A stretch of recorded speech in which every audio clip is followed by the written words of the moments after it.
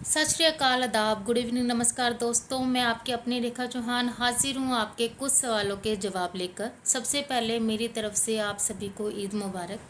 तो चलिए शुरू करते हैं दोस्तों। जैसे कि मैंने 2-3 दिन पहले एक पोस्ट डाली थी कि ऐसा कौन सा टॉपिक है जिस पर आप सभी को लगता है कि इस वक्त बात करना बहुत ज़रूरी है। बहुत से दोस्तों के कमेंट आए, किसी ने कहा कि इस टाइम पे कोरोना के सावधानी को लेकर, जो भी कोरोना इस टाइम पे चल रहा है उस वजह से जो हमें सावधानी बरतनी चाहिए उसको लेकर बात करनी चाहिए। जो कोरोना पेशेंट ठीक हो चुके हैं उन्होंने अपना इलाज कैसे किया, मेडिकल हेल्प ली है या घर पे जो भी डाइट ली है, वो अपना एक्सपीरियंस हमसे शेयर करें। सरकार जो भी सहूलतें दे रही है, आई थिंक अभी तक तो दी नहीं है, बट अगर किसी के पास किसी को लगता है भी सरकार ने हमें कुछ सहूलतें प्रोवाइड करवाई हैं, तो अगर उसकी जानकारी है तो वो जानकारी लोगों तक पहुंचाई जाए। बाकी जो एनजीओस काम कर रहे हैं, जो नंबर ऑक्सीजन के लिए, ऑक्सीजन सिलेंडर के लिए, वेंटिलेटर के लिए, बेड के लिए और खाने के लिए जो भी हमें नंबर व्हाट्सएप ग्रुप से या जो भी न्यूज़पेपर में कुछ नंबर दिए जा रहे हैं उनके थ्रू उन लोगों से बात की जाए, लोगों को वो जानकारी प्रोवाइड करवाई जाए। लोगों को जागरूक कैसे किया जाए इस बारे में बात करने के लिए कुछ लोगों ने लिखा कि आ, सीताफल और चीकू के बारे में बात करनी चाहिए। आई डोंट थिंक सो कि इस टाइम पे चीकू और सीताफल के बारे में बात करें। वो कैप्टन जी का अपना टॉपिक है, वो उसे संभाल लेंगे। हमें इस वक्त पे देखना है कि हमारे लिए क्या ज़रूरी है। और मुझे ये लगता है कि चीकू और सीताफल हमारे लिए ज़रूरी नहीं है। हमारे लिए अपनों की बेहतरी ज़रूरी है, जिस पर हमें बात करनी चाहिए। तो दोस्तों, आपके कुछ सवालों के जवाब मुझे मिल गए हैं, कुछ सवालों के नहीं मिले, क्योंकि आपको पता है कि हर सवाल के जवाब मिलने में वक्त लगता है, या कुछ सवालों के जवाब अभी मिलने बाकी होते हैं, उन्हें ढूंढना पड़ता है। शायद उन सवालों के जवाब आने वाले वक्त में हमें मिलेंगे, बट जिन सवालों के जवाब हमें मिल चुके हैं उनके बारे में बात करते हैं।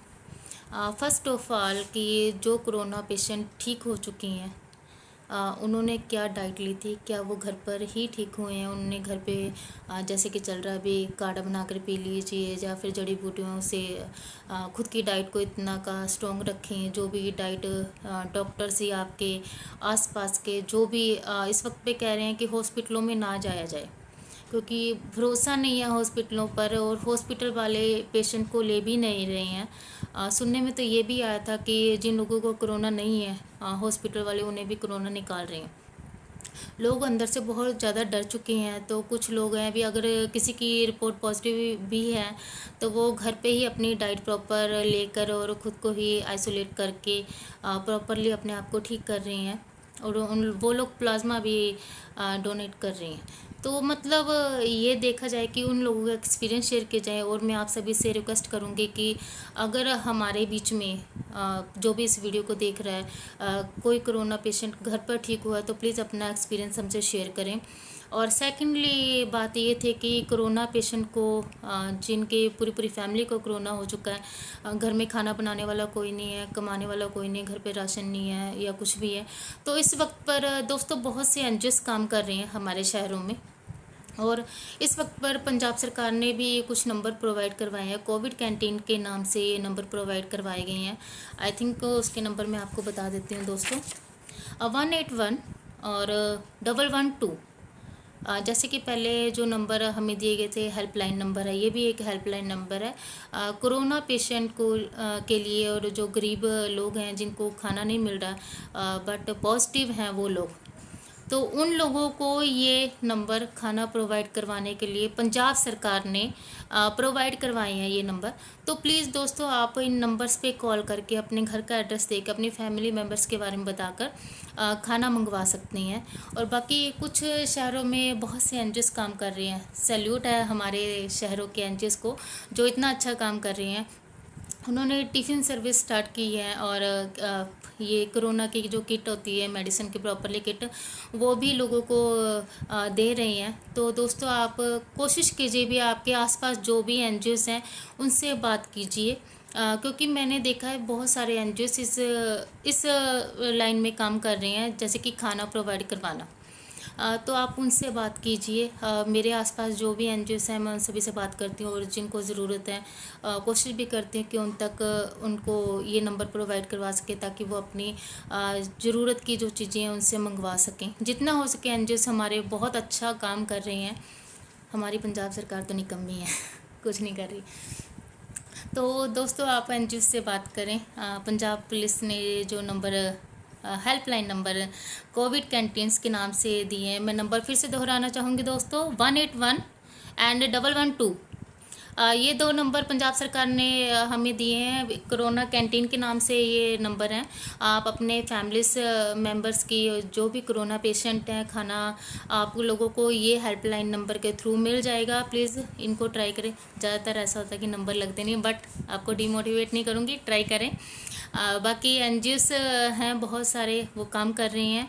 आपके आसपास खास करके आपके आसपास जो भी एनजीओस काम कर रहे हैं उनके नंबर आप लें। अपने फैमिली मेम्बर्स हैं जो आपके दोस्त हैं, उनसे कहें कि आपको उनके नंबर प्रोवाइड करवा दें, तो आपको खाना मिल जाएगा दोस्तों। और भी बहुत सारी ज़रूरत की चीज़ें हैं, जैसे कि मेडिसिन होगी तो वो भी आपको प्रोवाइड करवा दी जाएगी। तो ऐसे हो गया कि आपको हेल्प करनी है। अब दूसरे तरीके से हेल्प करनी है कि हम लोगों को इस वक्त पे फाइनेंशियली किसी की हेल्प करनी बहुत मुश्किल है, क्योंकि बहुत से लोग जिनके पास है इस वक्त पे, तो उनको भी ये लगता है भी हम अपनी फैमिली के लिए पैसा सेव करके रखें। लास्ट टाइम बहुत लोगों ने खाने के लिए हेल्प की थी सभी की, पर इस वक्त खाने के लिए भी लोग हेल्प करने के लिए आगे नहीं आ रहे, क्योंकि उनको नहीं पता कि हमारे फ्यूचर में हमारा क्या हाल होने वाला है। क्योंकि जब अच्छे अच्छे घरों के लोगों को सुख सुविधाएं नहीं मिल रही हैं, वेंटिलेटर नहीं मिल रहे हैं, बेड नहीं मिल रहे, ऑक्सीजन नहीं मिल रहे, इंजेक्शन नहीं मिल रहे, तो आम जनता का क्या हाल होगा। तो दोस्तों सभी को अपने लिए ज़रूरत है, सब अपने लिए सेविंग करके रख रहे हैं, तो प्लीज़ किसी को गलत ना समझें। हो सके जितना जितना भी आप हेल्प कर सकते हैं कीजिए। ज़्यादा नहीं कर सकते तो थोड़े कीजिए। और एक तरीके से आप लोगों की हेल्प और भी कर सकते हैं, क्योंकि जब एट ए टाइम पे किसी पेशेंट को इमरजेंसी की ज़रूरत होती है, जैसे ऑक्सीजन हो गया, वेंटिलेटर बेड वगैरह हो गए हैं, या इंजेक्शन हो गए हैं, तो ऐसे में क्या करते हैं वो ग्रुप्स में जो है नंबर अपना पेशेंट का पूरा प्रॉपर एड्रेस और फ़ोन नंबर डालते हैं। तो दोस्तों अगर आपके पास ऑक्सीजन सिलेंडर के लिए जो नंबर है, बहुत सारे व्हाट्सएप ग्रुप में मैं देख रही हूँ कि ऑक्सीजन सिलेंडर के नाम से इंजेक्शन को लेके वेरीफाइड नंबर वो ग्रुप्स एक दूसरे को शेयर कर रहे हैं। तो ऐसे नंबर हैं जो आप उन लोगों को डायरेक्टली शेयर करें और उनसे डायरेक्टली बोलें कि अपने रिस्क पर किसी के अकाउंट में पैसा ना डालें, क्योंकि बहुत ही धोखाधड़ी वाला काम इस वक्त पर चल रहा है। कुछ लोग इस वक्त भी लोगों का फ़ायदा उठा रहे हैं, बहुत गलत बात है। भी इस वक्त पर भी आप लोगों की मजबूरियों का इस तरह से फ़ायदा उठा रहे हैं, फेक अकाउंट बनाकर और फेक नंबर देकर वो लोग पेशेंट्स के फैमिली मेम्बर से पैसा ले लेते हैं, उसके बाद में नंबर ऑफ कर देते हैं। तो प्लीज़ ऐसा ना करें। अगर आपके आसपास में कोई आपको किसी पर आपको शक है या आपको लगता है भी ये बंदा ऐसा काम कर रहा है, तो प्लीज़ उसकी जानकारी पुलिस को दीजिए, क्योंकि ये वक्त ऐसा है कि हमें एक दूसरे के साथ कंधे से कंधा मिलाकर चलना है और गलत के खिलाफ आवाज़ उठानी है। तो प्लीज़ दोस्तों आप जितने भी वेरीफाई नंबर हैं वो अपने दोस्तों को प्रोवाइड करवाएं। आपके नॉन हर एक शहर में तो नहीं, बट किसी न किसी शहर में जिनको हेल्प की ज़रूरत है, बहुत से हमारे फ्रेंड दिल्ली हैं, लखनऊ है, या जयपुर, कानपुर, क्योंकि कोरोना किसी खास शहर में नहीं है, सभी शहरों में है।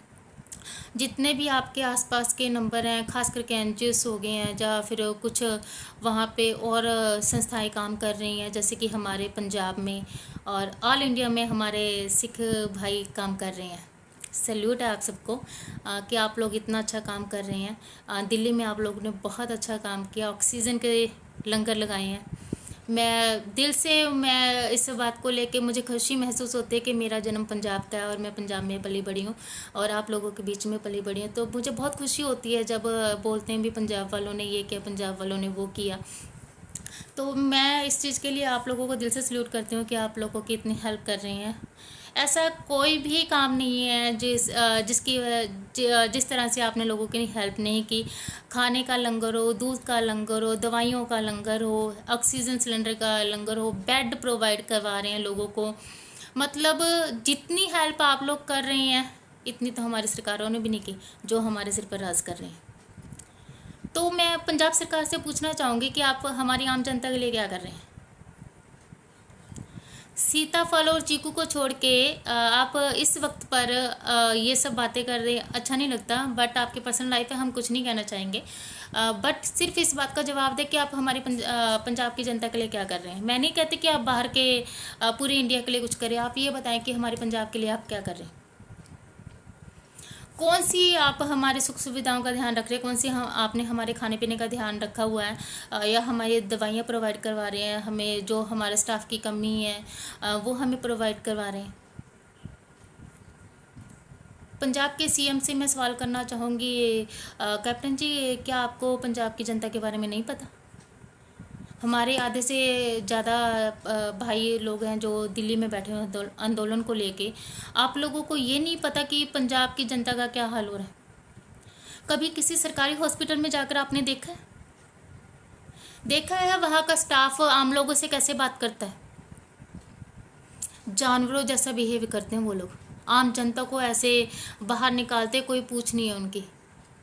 अगर आप सिफारिश लेकर जाएंगे तो वहाँ के स्टाफ आपको पूछते हैं, वहाँ भी वो आपसे पैसे लेके आपसे बात करते हैं या आपको फैसिलिटीज़ देते हैं, वरना वो आपको नहीं देते। आपकी कोई सुनवाई नहीं, आपके 2 घंटे 4 घंटे आपका पेशेंट मर जाए पर वो लोग नहीं देखते। मैंने पीछे 1-2 वीडियो देखी थी, वो वीडियो में ऐसा था भी सैटरडे संडे ऑफ था, सिविल हॉस्पिटल आई थिंक तो वो पंजाब का तो नहीं था, बट सरकारी हॉस्पिटलों का सभी का एक रूल हो रखा है भी वो बंद थे, वहाँ पे स्टाफ प्रोवाइड नहीं था। बट मैं फिर भी ये कहना चाहूँगी क्योंकि हमारे बहुत सारे स्टाफ मेंबर्स नहीं कह रहे भी, हॉस्पिटलों में हम जाते हैं वहाँ पे स्टाफ होता ही नहीं है, और जो होता है ना वो अपनी ड्यूटी को सीरियसली लेता ही नहीं है। ऐसे समझते हैं जैसे खुद को हॉस्पिटल के महाराजा समझते हैं भी, हमारे आम जनता की तो कोई सुनवाई ही नहीं है। 2-2 4-4 घंटे बैठना पड़ता है पेशेंट के, बैठने के लिए भी इतनी दिक्कत होती है, बैठने की जगह नहीं है वहाँ पे, पानी नहीं है वहाँ पर, एम्बुलेंस नहीं खड़ी मिलती है वहाँ पर। आप खुद को राजा कहते हैं, आप फलों में उलझे हुए हैं भी, चीकू और सीताफल का क्या है सिस्टम होगा। पंजाब की जनता मर रही है, आपको वो नहीं पता चलता। नेक्स्ट इलेक्शन में आपने खड़े होना है, ये देख लीजिए कि आम जनता आपको माफ़ नहीं करेगी। अगर आप इस वक्त पर कुछ कर जाते हैं तो शायद कंफर्म नहीं कहती मैं, शायद आपको जनता माफ़ कर दे, बट मुश्किल है। कोई इस वक्त जिस हिसाब से कोरोना में ये जो लोगों का हाल हो रहा है ना, आप तो क्या मोदी जी को भी जनता नहीं बख्शने वाली। अब मैं अपने माननीय प्रधानमंत्री, दिल तो नहीं करता कि उनको माननीय कहा जाए, बट हमें शुरू से हमारे पेरेंट्स ने सिखाया भी सभी को जी लगा कर बोलना है, तो सीनियर होने के नाते मैं उनको जी लगा कर बोल रही हूँ कि माननीय प्रधानमंत्री जी से एक सवाल करना चाहूँगी कि आप हमारे देश की जनता के लिए क्या कर रहे हैं। दूसरे देशों की आप हेल्प करने के लिए तैयार है, अपने देश में आपके लोग मर रहे हैं, आप उनके लिए कुछ नहीं करना चाहते। शमशान घाट में लाशों के ढेर लग गए हैं, वहाँ पे कोविड पेशेंट को पहुँचाने के लिए एक एम्बुलेंस का अरेंजमेंट आप नहीं कर सके हैं, और आप प्लेनों में घूम रहे हैं, तो आपको आम जनता दिखाई नहीं देती। अपने घूमने फिरने के लिए आपने भारत के आप प्रधानमंत्री बने थे। ये मत भूलिए कि आम जनता के लिए तब आपने क्या क्या वादे किए थे। ये वक्त है आपका कि आपको कुछ करना चाहिए। लोग कहते हैं मोदी है तो मुमकिन है, मोदी है तो मुमकिन है। मोदी है तो मुमकिन अब भी हो सकता है अगर मोदी जी चाहें तो, बट मोदी जी चाह नहीं रहे हैं कि कुछ हो। मोदी ये चाह रहे हैं कि भारत की जनता मर जाए। बाहर के देशों में हमारी कितनी बदनामी हो रही है, भूख से तड़प कर लोग मर रहे हैं, साधन उनको उपलब्ध नहीं है हॉस्पिटल तक जाने के लिए, स्टाफ उनको उपलब्ध नहीं है, वेंटिलेटर नहीं है, ऑक्सीजन नहीं है, और क्या कहते हैं बेड नहीं उपलब्ध हो रहे हैं उनको, लाशें तक ले जाने के लिए शमशान घाट में लोगों के पास साधन नहीं है। लोग साइकिलों पर, मोटर बाइक पर, कंधों पर उठाकर लाशें लेकर जा रहे हैं। और कितनी दुर्दशा करना चाहेंगे आप इंडिया की। हमने अपने लाइफ टाइम में कभी ये सब तो नहीं देखा जो हम इस टाइम पे देख रहे हैं। मन की बात मत कीजिए, आपकी मन की बात हम में से किसी को सुनने में कोई इंटरेस्ट नहीं है। इस वक्त आप जनता के मन की बात सुनिए कि जनता आपसे क्या कहना चाहती है। बद्दुआ दे रही है जनता आपको, दुआ लेने वाला कोई काम कीजिए। हम लोग कह सके कि पीएम मोदी जी, नरेंद्र मोदी जी हमारे प्रधानमंत्री थे तो उन्होंने ये काम किया। नहीं देखनी हमें आपकी मूर्तियाँ, नहीं देखनी आप हम कौन सी बिल्डिंग्स बना रहे हैं। इंडिया में रोजगार नहीं रहा है, आधे से ज़्यादा लोग बेरोजगार हो गए, पढ़े लिखे बेरोजगार लोग हैं। लोग डिप्रेशन के मारे सुसाइड कर रहे हैं, ऊपर से कोरोना के करके लोगों की कितनी दुर्दशा हो रखी है। और आपको अपने फोटोशूट से फुर्सत ही नहीं हो रही है। आप देश के पीएम हैं, आपकी जिम्मेवारी बनती है कि आप देश की जनता को देखें। मैं अभी भी आपसे यही निवेदन करना चाहूँगी, प्लीज़ आप देश की जनता पर गौर करें, लोगों को सुख सुविधाएं उपलब्ध कराएं। लास्ट टाइम आपने ट्रेनों को हॉस्पिटलों में चेंज किया था, वो ट्रेनें कहाँ गई हैं जहां आपने बेड बनवा दिए थे, जहाँ और फैसिलिटीज़, आप इंजेक्शन बनवा रहे थे। यहाँ पे लोगों को काला बाजारी हो रखी है इंजेक्शन की। कम से कम हमारा देश इतना भी गया गुजरा नहीं है कि हमारे देश में अपनी जनता के लिए हमारे पास पैसा नहीं है, आप दूसरों की हेल्प कर रहे हैं। जिन लोगों को आपने रोजगार नहीं दिया, आप उनसे कह रहे हैं पीएम फंड में दान कीजिए। आप इतने गए गुजरे होंगे कि आम लोग जो दिहाड़ी मजदूरी करने वाले हैं, आप उनसे दान मांग रहे हैं।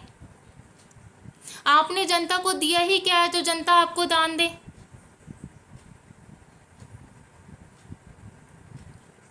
दवाइयाँ मेडिसिन हॉस्पिटलों में प्रोवाइड नहीं करवा पा रहे हैं आप।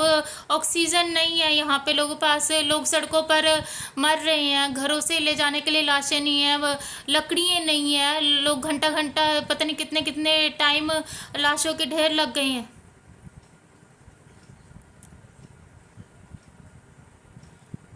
देश की सेवा करने के लिए आपने शपथ ली थी, याद रखिए। अपना ज़मीर गवारा करेगा आपको कि आप देश की जनता के लिए क्या कर रहे हैं। कोई एक भी ऐसा काम बता दीजिए जो आपने देश की जनता के हित में किया हो। कोई भी काम हो रहा है, या कोई भी आप कोई भी योजना बना रहे होते हैं, या कुछ भी आवास योजना, ये योजना, वो योजना, पता नहीं कौन कौन सी योजनाएं चल रही, पर वो लोगों तक उनकी सुविधाएं पहुंच नहीं रही हैं।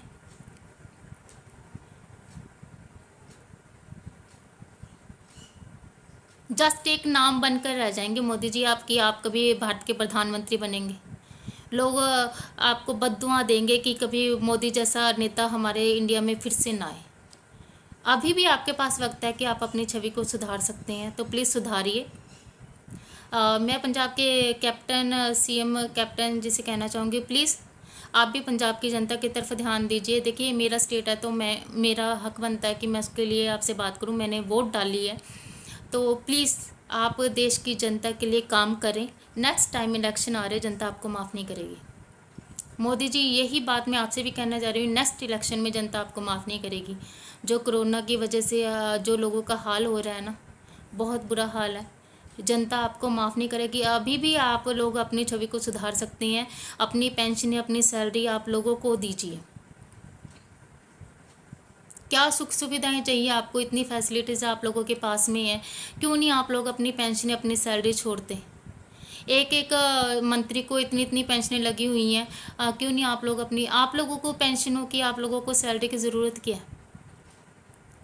हम लोग जो टैक्स पे कर रहे हैं, आम एक दिहाड़ी मजदूरी वाला भी एक ब्रश से लेकर खाने तक पर अपना टैक्स हर एक चीज़ पर पे कर रहा है। उल्टा रिटर्ने पे करो, ये करो, वो करो, पता नहीं कितने टैक्स आपने आम एक मजदूर पर भी आपने लगा रखे हैं। अभी आप कहते हैं कि अभी आपको और पीएम फंड में पैसा चाहिए।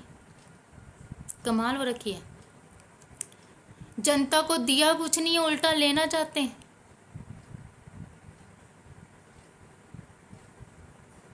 माननीय मोदी जी, प्लीज़ अपनी छवि को सुधार सकते हैं। अभी आपके पास में वक्त है। कोरोना के इस दौर में लोगों की हेल्प कीजिए, ताकि लोगों की नज़रों में आपकी इज्जत बनी रहे।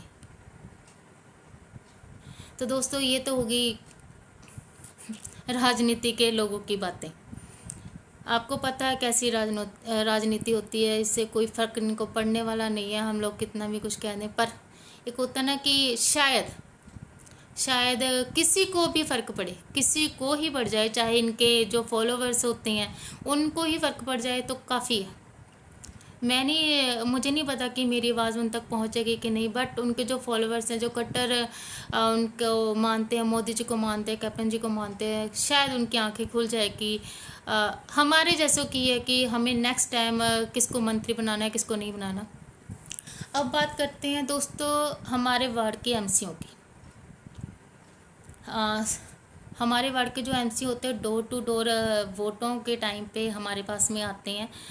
सभी वार्ड के एमसीओ को पता होता है कि कौन से घर में कितने फैमिली मेम्बर्स हैं, किनको कोरोना हो रखा है, किनको नहीं हो रखा है। तो प्लीज़ मैं सभी एमसी से रिक्वेस्ट करना चाहूँगी कि अपने एरिए में एनजीओस के जो नंबर हैं वो हर एक घर में दिए जाएं, और खाने के लिए, दवाइयों के लिए लोगों को जो भी एनजीओस नंबर है उनको प्रोवाइड करवाएं, और उनको हेल्प। ये मत सोचिए कि सरकार ने हमें कुछ नहीं दिया तो हम कुछ नहीं करेंगे।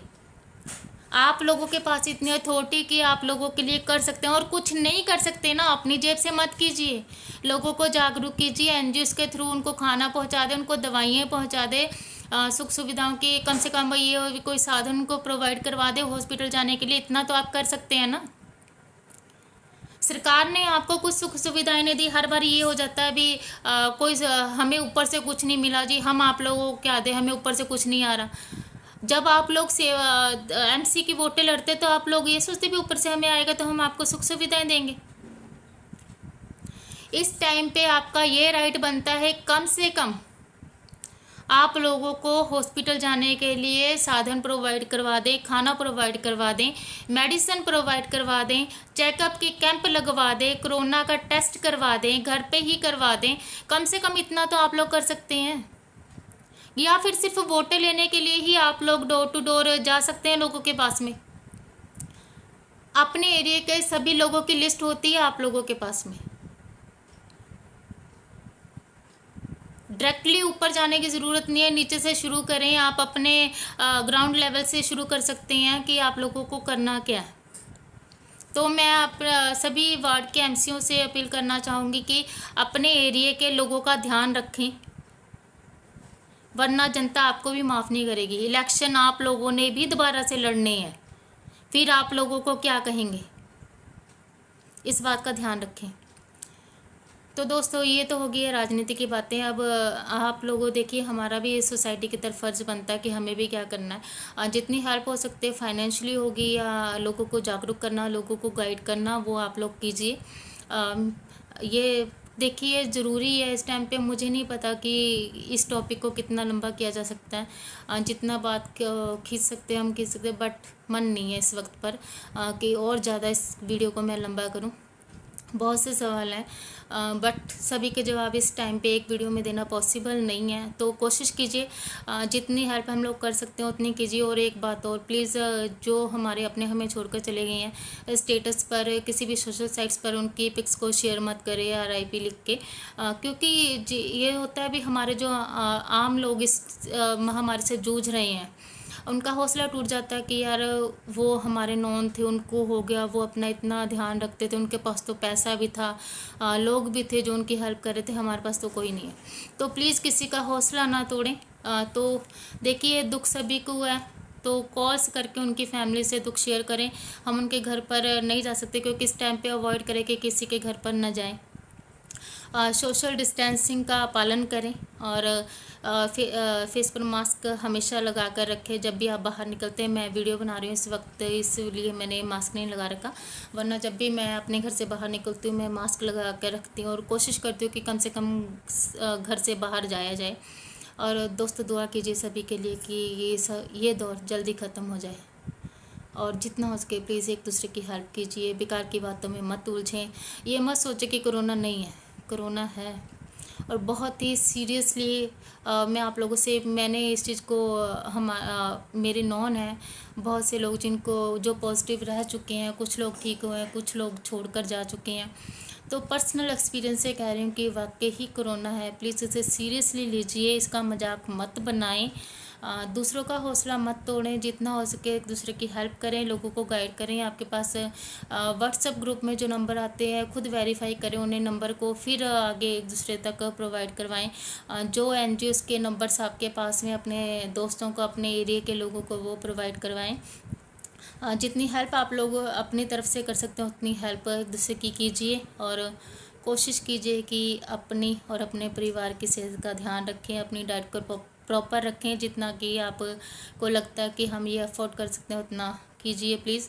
और क्या कहूँ बहुत कुछ कह दिया और बहुत कुछ रह भी गया है। नेक्स्ट टाइम फिर वीडियो बनाऊंगी कुछ ना कुछ। नेक्स्ट टाइम कोशिश करूँगी कि इस टाइम से जो निराशा हो रही है, खुद से भी बात करने का मन नहीं करता कि क्या बात करूँ यार, क्या सभी तो इतने अपसेट हो रखे हैं।